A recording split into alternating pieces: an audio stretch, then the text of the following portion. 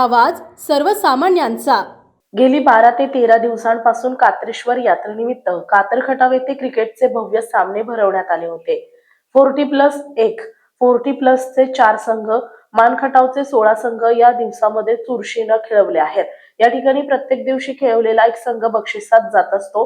Final जिंकेल त्या संघाला प्रथम 51,000 रुपयांचं बक्षीस आणि ट्रॉफी देण्यात आली। ग्रामस्थांनी पंढरीनाथ चिंचकर यांच्या प्रयत्नानं कात्रेश्वर यात्रेनिमित्त गेली 15 वर्ष झाली सामन्यांचं आयोजन केलं जात आहे। या काळात आतापर्यंत कात्रेश्वर संघानं 4 ते 5 वेळा प्रथम क्रमांकाचं बक्षीस पटकावलंय। क्रिकेट प्रेमी पंढरीनाथ चिंचकर यांच्या माध्यमातून या सामन्यांचं आयोजन दरवर्षी केलं जातंय।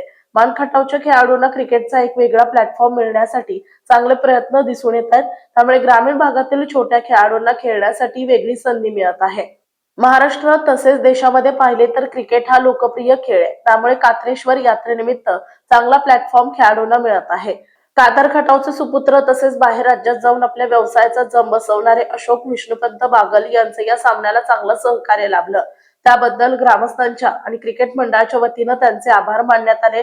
अशा तऱ्हेने शेवटी विजेत्या संघाला आयोजकांच्या आणि ग्रामस्थ मान्यवरांच्या हस्ते बक्षीस आणि ट्रॉफी देण्यात आली। नमस्कार मंडळी, आपण पाहताय मायभूमी न्यूज।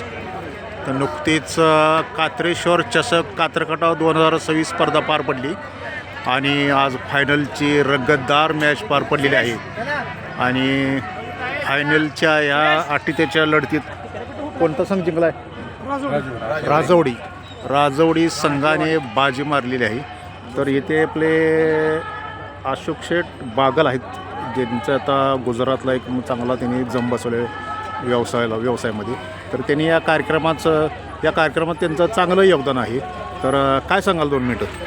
मला सांगायचं म्हणजे हे कात्रेश्वराच्या चरणी साष्टांग दंडवत करून आणि असं पाहायला गेलं तर 8-9 दिवस झाले या सामन्याचं आयोजन केलेलं होतं आणि अत्यंत चांगल्या पद्धतीनं सर्व नियोजन करून आज फायनलचा सामना झालेला आहे।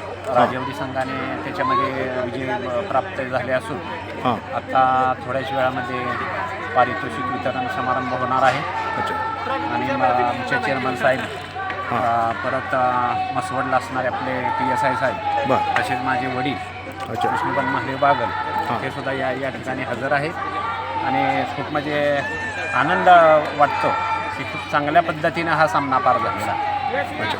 तर एक गेली 15 वर्ष झालं एक सामने भरवतात पंढरीनाथ चिंचकर यांच्या माध्यमातून सामने भरतात। तर काय वाटतंय त्यांच्याविषयी? आगेवानीमध्ये हे सर्व शक्य झालेलं असून महत्त्वाचा त्यांचा म्हणजे सिंहाचा वाटाच ह्या टुर्नामेंटमध्ये असेल असे आम्हाला वाटतं। तर काय सांगला, आज स्पर्धा पार पडली? व्यवस्थित आणि चांगल्या पद्धतीने पार पडलेली आहे आणि पंढरीनाथचं आयोजन चांगलं होतं आणि त्यांच्या सगळ्या ग्रुपचं धन्यवाद। अच्छा, नियोजन चांगलं होतं। बोला, काय सांगाल शेवटी? आज या ठिकाणी 8/2/2026 ही स्पर्धा चालू झाली। त्यामध्ये प्रथम 40+ला प्राधान्य दिलं होतं आणि प्राधान्य देताना आज मानखटावचे 16 संघ आपण घेतले होते। यामध्ये 40+ हा सुयश स्पोर्ट्स कातर खटावने जिंकला होता। तर एकंदरीत काय झालं, या ठिकाणी 5 चिठ्ठ्या टाकायला ठरलं होतं। 5 चिठ्ठ्यामध्ये असं झालं की पुढच्या संघ म्हणला तुम्ही 3 नंबरचं बक्षीस घ्या, आम्ही डायरेक्ट फायनल खेळू शकतो। तरी ती कमिटीने सगळं मान्य केलं त्यांच्यासाठी। आम्हाला खेळायचं असतं, खेळलो असतो। सगळ्यात जास्त धावा सुयश स्पोर्ट्स कातर खटाव 114 धावा मारल्या त्या ग्राउंडवर। फायनलच्या मॅच संदर्भात 2 शब्द काय सांगाल? फायनलची कसं अतितत्वाची लढत व्हायला पाहिजे होती। त्या चैतन्य चिंचकर अतिशय उत्कृष्ट असा फलंदाज आहे।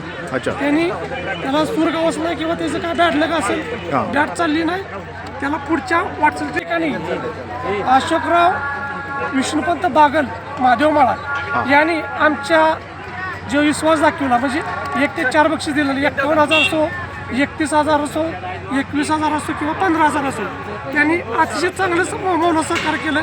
असंच त्यांचं पुढं आम्हाला सामन्यासाठी योगदान असावं असं मी त्यासनी विनंती करतो। तर अशा तऱ्हेने मंडळी इथे कात्रेश्वर 2026 कात्रेश्वर चषक सामने पार पडलेले आहेत। तर अशा तऱ्हेने सामने चांगले रंगतदार सामने पार पडले आणि इथं मान्यवर इथं उपस्थित आहेत। आपल्या परिसरातील महत्त्वाच्या बातम्या पाहण्यासाठी मायभूमी न्यूज चॅनलला यूट्यूबवर सबस्क्राईब करा आणि बेल आयकॉन प्रेस करा.